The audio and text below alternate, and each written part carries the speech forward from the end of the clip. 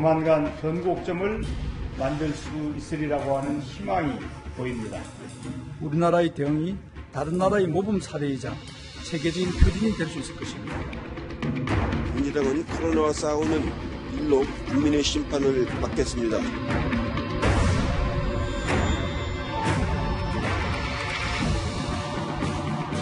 5월 정도까지는 좀 상황을 좀 정리했으면 좋겠는데 장담할 수 없는 상황이라서 서울, 경기 지역 등을 중심으로 소폭이지만 증가 추세가 확인되고 있어 예의주시하고 있습니다.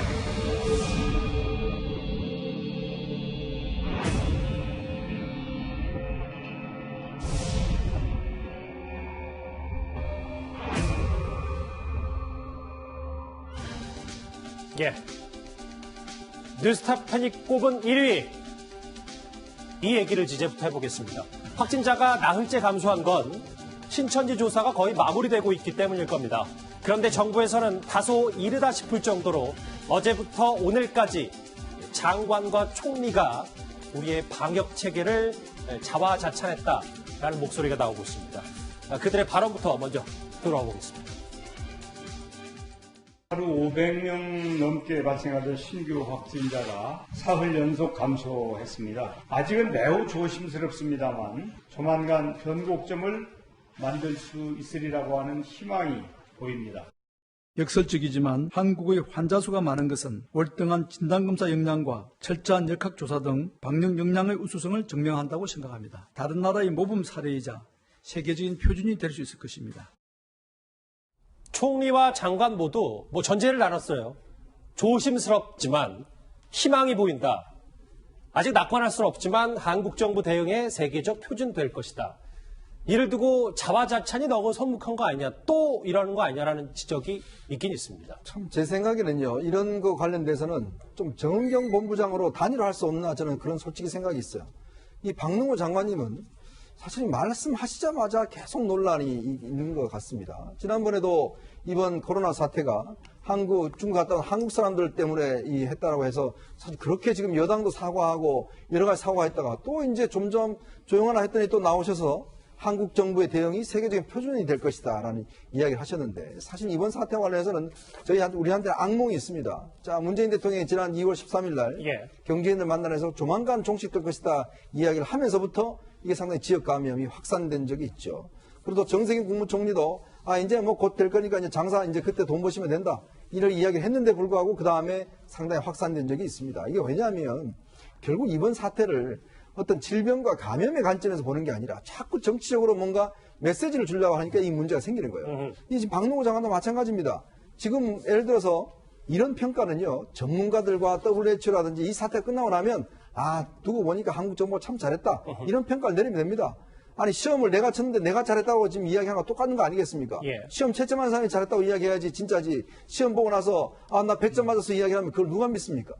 자, 그런 면에서 본다면 저는 좀 이게 이 위에 있는 사람들의 메시지가 밑에 있는 공무원들의 긴장도를 현격히 떨어뜨릴 수가 있어요.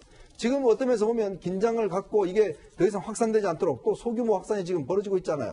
그러면 긴장도를 높여나가야 되는데 문제 이런 한마디 한마디가 다 맥을 빠지게 하는 거예요. 우리가 경험해왔지 않습니까?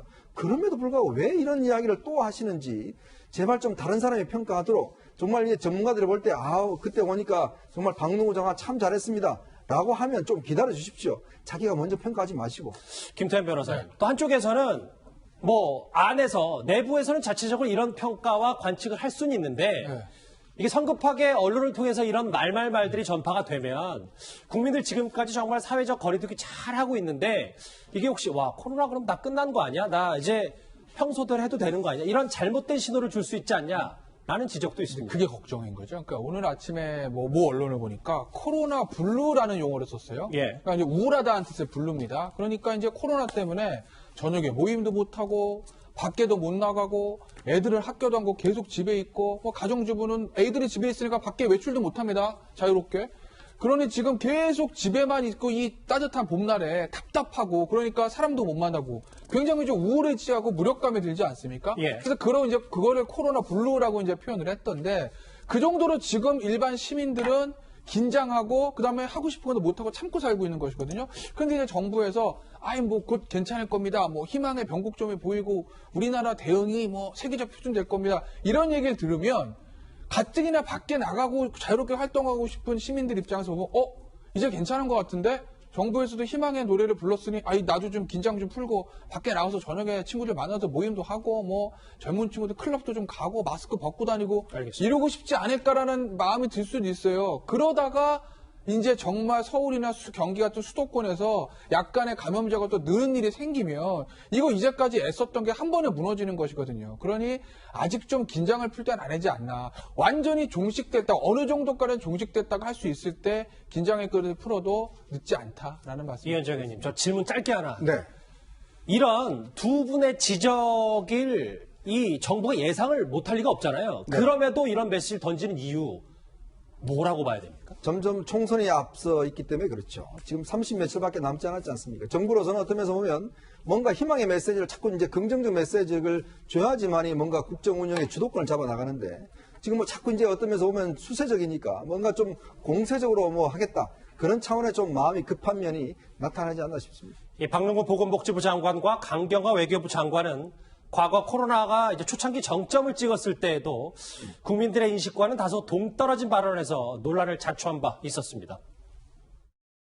가장 큰 원인은 중국에서 들어오는 우리 한국인이었습니다. 우리 정부가 세계적으로 인정받고 있는 우수한 방역 체계를 통해서 코로나19를 엄격하게 통제 관리하고 있음에도 글쎄요. 아까 오 교수님도 잠깐 지적을 했지만 김상희 평론가님.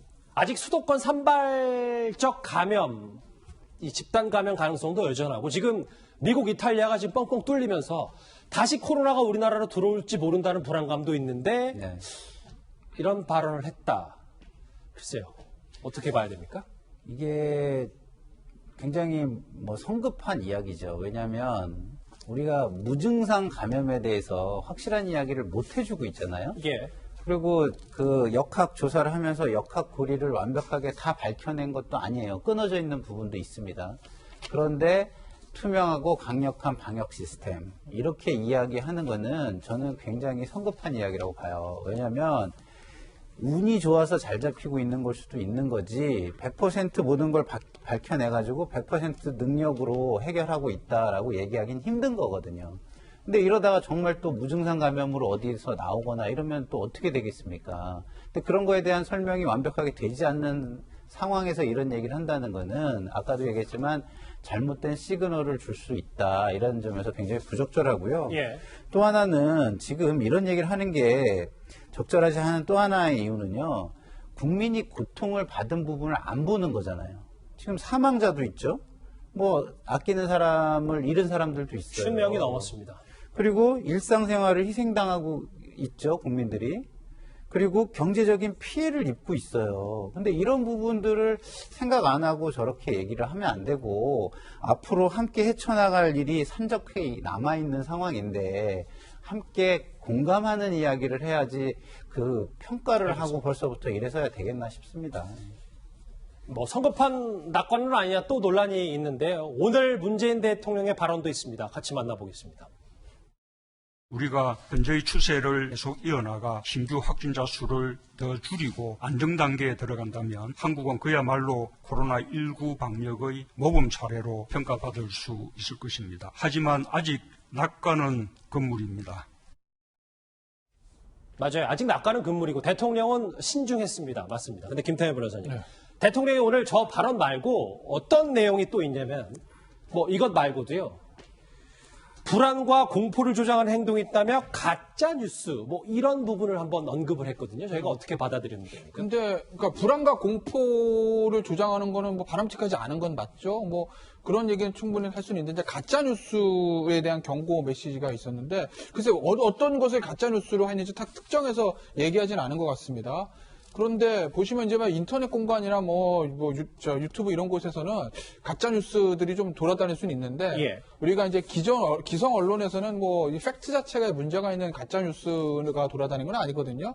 다만 현 상황을 보고 조금 더 심각하게 보는 논조가 있을 수 있고 그리고 좀 심각하지 않게 보는 이제 논조는 있을 수는 있어요. 근데 그걸 가지고 불안을 조성한다라고 말할 수는 없는 것 아니겠습니까? 근데 이제 어쨌든 대통령은 좀 더 신중하게 발언을 하면서도 여러 가지 메시지를 던졌는데 이 정부가 이렇게 약간의 다소간의 낙관론을 펼칠 수 있는 게 이현정 의원님. 네. WHO가 이런 입장을 밝혔었다고요. 한국이 코로나와 싸우면서 진전을 보이고 있다. 이 메시지 좀 받은 거 아닌가. 근데 어떤 내막이 또 있다는 얘기도 있었어요. 그러니까 이제 결국은 WHO가 어떤 면에서 지금 이번 WHO에 대한 불신들이 솔직히 있거든요. 왜냐하면 WHO가 같은 경우에 너무 중국 편향적으로 지금 하고 움직이고 있다. 왜냐하면 WHO가 지금 미국이 지원을 다 끊었습니다. 그리고 또 이번 그 사무총장 뽑힐 때 중국이 10조 원 자체를 지원하겠다 약속을 했어요.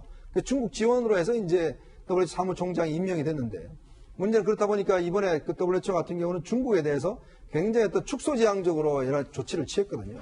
뭐 중국이 잘하고 있다. 그 이야기를 많이 하면서 여러 가지 중국 편을 많이 들었지 않습니까? 이제 그러면서 이제 이 우리나라 정부도 지금 WHO가 진전을 보이겠다. 물론 뭐 진전 보이고 있는 건 있죠. 우리가 예를 들어서 확진자 숫자가 줄어들고 있고 우리가 사실 검체 건수도 많고 이런 면에 본다면 다른 나라랑 비교될 수 있는 건 있습니다. 그러나 지금 문제는 아까 지적했듯이 이런 부분들을 너무 대통령이나 또 장관들이 앞서서 이야기를 해버리면 굉장히 우리가 이완될 수가 있어요. 어떤 면에서 이 감염병은요, 정말 마지막까지 끝까지 어떤 면에서 긴장을 늦추지 말아야 됩니다. 이 바이러스라는 거는 정치는 몰라요. 외교도 모릅니다. 언제든지 본인이 조건이 되면 확산시킬 수 있는 가능성이 있는 거 아니겠습니까? 그렇다고 한다면 지금 상황은 정말 낙관적으로 바라볼 때가 아니다라는 생각이 듭니다. 뭐 일각에서는 우리나라도 300만 달러를 지원해서 또 뭐 여러 가지 호평이 쏟아지는 거 아니냐. 아주 일각의 지적도 있는데 뭐 그건 아니라고 믿습니다. 하지만 여전히 이렇게 정부 당국자의 낙관론과 달리 전문가들은 안심하긴 이르다. 긴장의 끈을 놓을 수는 없다. 이렇게 경고하고 있습니다. 5월 정도까지는 좀 상황을 좀 정리했으면 좋겠는데 이것도 지금 상황이 어떻게 될지 좀 장담할 수 없는 상황이라서 국민분들이 방역의 주체가 된다라는 생각을 계속 가져주시는 것이 결국 빨리 끝낼 수 있는 가장 중요한 방법인 것 같습니다. 서울, 경기 지역 등을 중심으로 소폭이지만 증가 추세가 확인되고 있어 예의주시하고 있습니다. 주로 확진자의 접촉자를 중심으로 소규모 유행이 산발적으로 나타나고 있고 각 지자체들을 중심으로 긴장을 늦추지 말 것을 당부드립니다. 보시면 저하고 화면 같이 보실게요.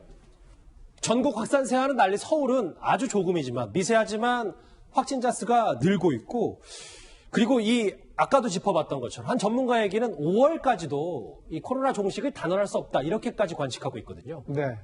지금 보시면 이제 7일부터 2명 정도씩이 증가를 하고 있어요. 이것은 보름 만에 2명이 늘고 보름 만에 4명이 늘은 게 아니라 하루 만에 2명씩 늘고 있는 거거든요. 이 숫자가 보름 만에 2배, 3배, 10배씩 증가할 수 있는 상황이 될 수 있는 거예요. 왜냐하면 이분들이 계속해서 다른 사람들을 만나고 있기 때문이죠. 또 이분들이 이미 접촉자로 확진이 됐을 때에는 그 전에 감염이 된 거거든요. 그럼 이분들이 다시 또 누군가를 만나서 전파를 시켜놨다면 이게 바로 제2의 엄청난 광풍의 바로 직전 단계 아니냐 이렇게 볼 수도 있는 거거든요. 3차 유행의 바로 전야, 직전. 예. 그래서 좀 조용히 조금씩 올라가고 있지만 이 숫자가 한꺼번에 터질 가능성이 상당히 있는 거거든요. 그래서 지금 미리 우리가 잘했다 뭐 이런 평가를 지금 내린다는 것은 우리 일반 국민들이 개개인 자체가 다 방역의 주체 아닙니까? 근데 그것이 무장 해제가 되면 지금 같은 봄날 다 나가서 정말 지금 다 나가보고 싶은 그런 상황 아닙니까? 그렇죠. 이 사회적 거리두기가 무너지는 순간 우리는 또 다른 엄청난 재앙을 또 맞을 수 있다는 거죠. 화면을 같이 보실게요. 5월 종식도 장담 못한다는 전문가도 있고 홍영열 박사는 김상현 평론가님. 방역은 결과를 말하는 것이다. 뭐 검진 역량보다 중국발 입국 금지 등 전략 승리가 훨씬 중요하고 결과를 말하는데 전 세계 절반 가까이가 우리나라를 걸어 잠갔기 때문에 이것 자체가 지금 그렇게 샴페인을 일찍 터뜨릴 때가 아니다라는 지적인 것 같습니다. 그렇죠. 아까도 얘기했지만 지금까지 국민들이 희생을 겪은 것만 해도 너무 그렇게 얘기하면 안 되고요. 결과까지는 신중한 자세를 유지하는 게 맞습니다. 그리고 아까도 얘기했지만 우리가 국경을 틀어 잠가서 거기서 최대한 방역 역량을 거기다 쏟아 부어도 아직 설명이 안 되는 부분이 남아있다면 그 부분에 대해서는 예의주시를 해야 되는 거거든요. 그래서 신중한 모습을 보여줘야 국민들도 함께 할 수 있는 것이지 이런 식으로 샴페인을 터뜨리고 다시 한번 그대로 되면 좋지만 그렇지 않은 경우가 발생했을 때에 감당할 수 없는 후폭풍이 올 수 있는 것이죠. 최악의 상황도 염두에 둬야 된다. 자, 이런 가운데 여권에서는요, 오늘 메르스 때보다 지금 대처가 낫다는 주장을 펴기 위해서 잘못된 숫자를 인용해서 논란이 되기도 했습니다. 같이 들어보겠습니다. 메르스 같은 경우는 260명이 사망자였습니다. 당시 메르스 사태 때 그저 가리기만 급급했던 박근혜 정부, 문제점을 지적하는 국민 모두를 옥죄기 위해서 입에다 재갈을 물렸던 정부였습니다. 글쎄요, 주장도 주장이지만 주장에 펼칠 때는 확실한 수치와 논거가 있어야 되는데 이재정 의원이 이 부분에 대해서 또 정정을 했습니까? 정정도 또 안 했다는 얘기를 들어서요. 그러니까 이게 지금 그 토론 시간에 그거 상대방 토론자가 그 잘못 통계 이야기한 것 같은데 라니까 아닙니다. 확인해 보세요. 뭐 또 이렇게가 이야기했다는 거예요. 그러니까 이게 뭐냐면 어떤 면에서 보면 지금 정치인들의 제가 문제를 자꾸 지적하는 게 어떤 면에서 머릿속에 항상 정파적인 생각만 가득하 있는 거예요. 즉 메르스는 잘못했고 우리는 잘했다. 이 프레임 속에서 항상 보고자 있는 거 아닙니까? 문재인 대통령 마찬가지예요. 얼마 전에 갔을 때도 이 박원순 시장한테 메르스 때 어땠습니까? 자, 그때는 잘했죠? 라고 이야기를 했지 않습니까? 그 이후에 어떻게 됐습니까? 확산자가 엄청나게 나왔잖아요. 그러니까 뭐냐면 이거 감염병을 감염병이라는 차원에서 보고 이걸 어떻게 극복할 것이냐 이런 것들을 봐야 되는데 자꾸 전 정부보다 우리가 잘하고 있다. 전 정부와는 다르다. 전 정부에서는 메르스 때 260명이 죽었다. 그때 239명이 죽었습니다. 그리고 260명은 예전에 신종플루 때 사망자 숫자예요. 그러니까 뭐냐면 자꾸 어떤 면에서 모든 문제를 정파적으로 이런 상황에서 보니까 저런 말실수들이 나오고 이것이 또한 확산돼서 하나의 어떤 국민적인 갈등 양상으로 비춰지는 겁니다. 그런데 하나만 제가 추가로 말씀드리면요. 뭐 100번 양보해서 숫자는 기억을 잘 못해서 틀릴 수도 있다고 합시다. 뭐 정정하면 되니까. 근데 이 얘기 당시에 박근혜 정부는 문제점을 지적하는 국민 모두를 옥죄해서 입에다 재갈을 물리고 누구 입에다 무슨 재갈을 물린 거죠? 그러니까 근거를 가지고 말씀하시잖아요. 당시에 저도 기억은 나는데 메르스 때도요. 언론에서 지금과 마찬가지로 십자포화를 퍼붓습니다. 이주영 부회장 삼성병원 뚫렸다고 나와서 사과까지 했어요. 당시에 모든 언론도 지금처럼 특보 체제로 메르스가 이렇게 돼서 우리가 위험하다, 조심해야 된다, 정부 뭐하냐, 질본 뭐하냐 엄청나게 두드려 맞았습니다. 그렇지 않습니까? 무슨 누구 입에다 무슨 재갈을 물렸다는 거죠? 국회의원이면요. 그리고 이제 출마하신 분들이면요. 여론을 호도해서는 안 됩니다. 알겠습니다. 다시 한번 불거진 정부의 낙관론 논란과 그리고 전문가들의 우려 섞인 관측까지 하나하나 짚어봤습니다.